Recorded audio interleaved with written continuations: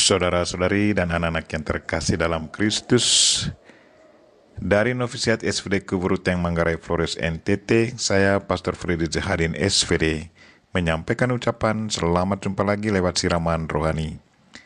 Hari ini Kamis 11 Maret 2021, Injil hari ini diambil dari Lukas, bab 11 ayat 14 sampai 23. Kita diingatkan supaya selalu ada bersama Kristus dan mendengarkan Dia. Marilah kita berdoa memohon penerangan Roh Kudus dalam nama Bapa dan Putra dan Roh Kudus. Amin. Tuhan dan Allah kami, puji dan syukur kami haturkan kepadamu karena Engkau mengingatkan kami untuk selalu ada bersama Engkau dan mendengarkan Engkau.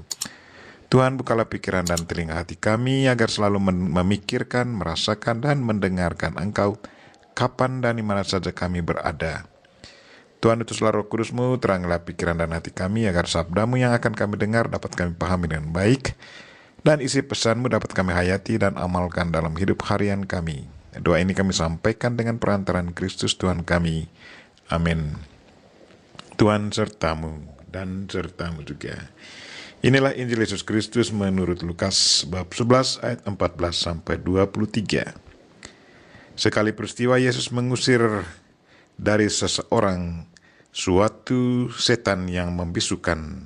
Ketika setan itu keluar, orang bisu itu dapat berkata-kata. Maka heranlah orang banyak, tetapi ada di antara mereka yang berkata, ia mengusir setan dengan kuasa Beelzebul, penghulu setan. Ada pula yang meminta suatu tanda dari sorga kepadanya untuk mencobai dia. Tetapi Yesus mengetahui pikiran mereka lalu berkata, setiap kerajaan yang terpecah-pecah pasti binasa. Dan setiap rumah tangga yang terpecah-pecah pasti runtuh. Jikalau iblis itu juga berbagi-bagi dan melawan dirinya sendiri, bagaimanakah kerajaannya dapat bertahan? Sebab kamu berkata bahwa aku mengusir setan dengan kuasa Beelzebul. Dari jika aku mengusir setan dengan kuasa Beelzebul, dengan kuasa apakah pengikut-pengikutmu mengusirnya? Sebab itu merekalah yang akan menjadi hakimu. Tetapi jika aku mengusir setan dengan kuasa Allah, maka sesungguhnya kerajaan Allah sudah datang kepadamu. Apabila seorang yang kuat dan yang lengkap bersenjata menjaga rumahnya, maka amanlah segala miliknya. Tetapi jika seorang yang lebih kuat daripadanya menyerang dan mengalahkannya, maka orang itu akan merampas perlengkapan senjata yang diandalkannya dan akan membagi-bagikan rampasannya. Siapa tidak bersama aku, ia melawan aku. Dan siapa tidak mengumpulkan bersama aku, ia mencerai-beraikan. Demikianlah Injil Tuhan. Terpujilah Kristus. Saudara-saudari dan anak-anak yang terkasih dalam Kristus, tema renungan kita hari ini ialah selalu ada bersama Kristus dan mendengarkan Dia. Kemarin waktu saya memberi kuliah, saya amati seorang frater, matanya melihat saya tetapi saya ragu bahwa dia mendengarkan penjelasanku dengan penuh perhatian. Saya memanggil dia dan bertanya, Jack, apakah engkau bersama saya? Saya amati reaksinya, mukanya tersipu-sipu. Saya tanya dia kalau dia mengerti apa yang sedang saya jelaskan. Dengan wajah tersipu-sipu, dia katakan kepada saya bahwa dia lagi memikirkan sesuatu. Dia tidak mendengarkan saya. Betapa sering kita bertingkah seperti itu.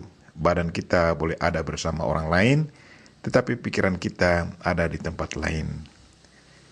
Nabi Yeremia dalam bacaan pertama hari ini meneruskan firman Tuhan kepada umat Israel. Katanya, beginilah firman Tuhan, dengarkanlah suaraku, maka aku akan menjadi Allahmu, dan kamu akan menjadi umatku. Dan ikutilah seluruh jalan yang kuperintahkan kepadamu, supaya kamu berbahagia. Tuhan selalu mengharapkan agar umat pilihannya selalu ada bersama Dia dan mendengarkan Dia.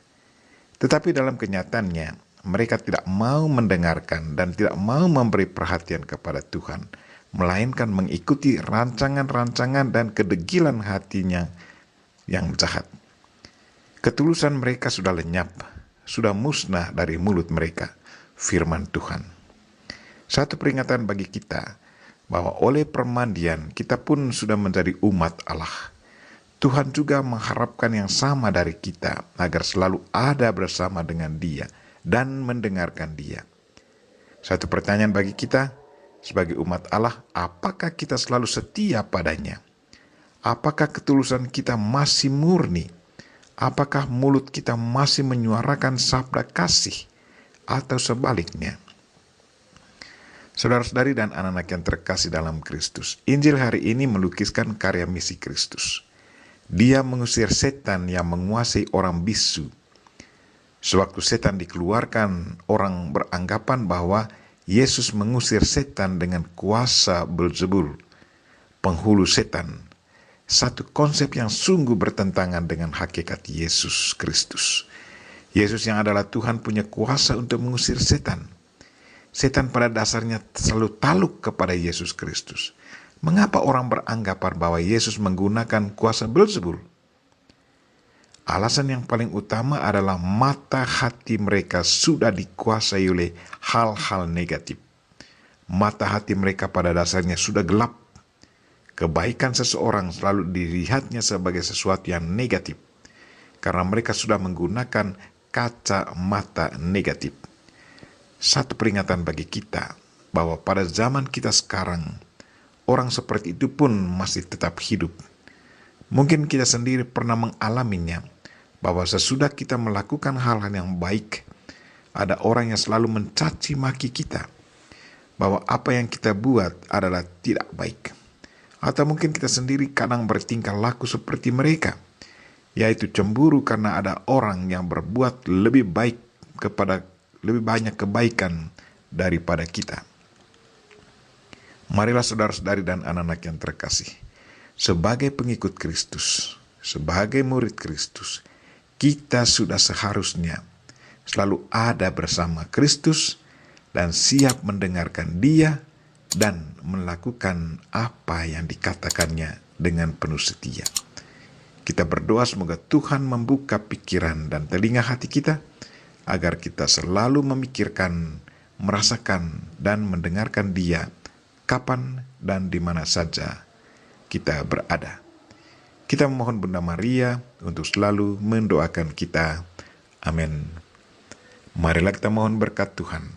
Tuhan sertamu dan sertamu juga. Semoga saudara sekalian dan mereka-mereka yang kita doakan pada hari ini, dan segala aktivitas kita sepanjang hari ini, dilindungi, dibimbing, dan diberkati oleh Allah yang Maha Kuasa, Bapa dan Putra dan Roh Kudus. Amin.